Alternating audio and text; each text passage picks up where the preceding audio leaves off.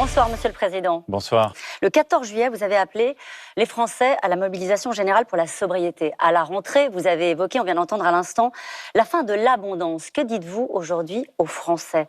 Vous leur dites, c'est le début des efforts, des privations. C'est une crise.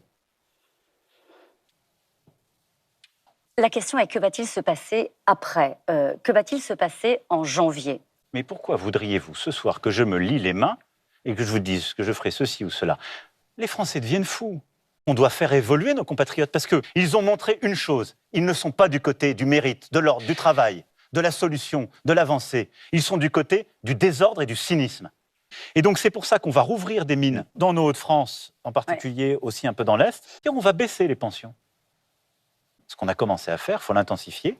Et donc, on va lancer dans les prochains jours un grand chantier de réforme et de refonte de nos codes de procédure pénale de manière drastique. Et on va prendre des règles absolues. Il y a des instruments qui sont dans la main du président de la République. On va durcir les règles, en particulier dans nos Hauts-de-France. C'est difficile à entendre, sans doute, je le sais, pour les gens qui vous regardent. Moi, je travaille. En termes de mutation économique, c'est une transition qu'il nous faut faire. Il faut qu'on parle de la réforme des retraites. Mais j'y arrive, ne vous inquiétez pas, je n'éluderai rien. Je voudrais qu'on parle aussi du travail des seniors. Peu utile. Parce et à un moment donné, il va falloir que je pose des questions. Ça se tient. Simplement, on ne doit jamais laisser des Français et des Françaises garder tous les revenus qui sont les leurs pour eux sans payer de cotisation retraite nouvelle.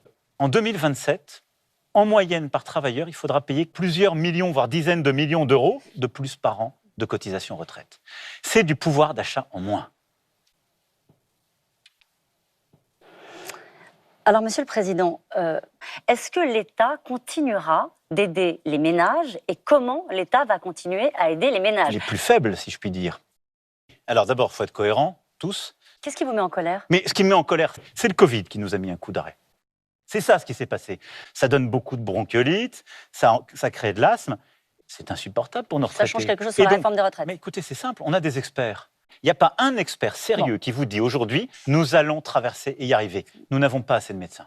On n'en a pas assez à l'hôpital, on n'en a pas assez en ville. Est-ce que vous avez un scénario? Non, on ne s'en sortira pas. On est fichu, permettez-moi, sur un sujet aussi sensible, d'aimer la nuance, mais d'avoir le sens de la vérité.